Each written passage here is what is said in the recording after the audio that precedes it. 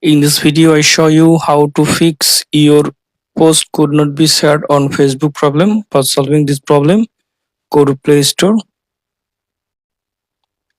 search for Facebook app, tap on Facebook app, update if available any update. Now go to settings, then go to apps, then go to see all apps. Now search for Facebook, tap on Facebook, tap on post stop, tap on OK, tap on storage and cache, manage space.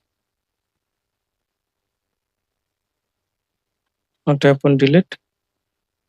Now restart your phone.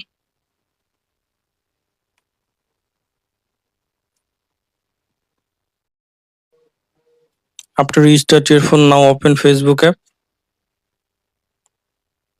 Now log into your account.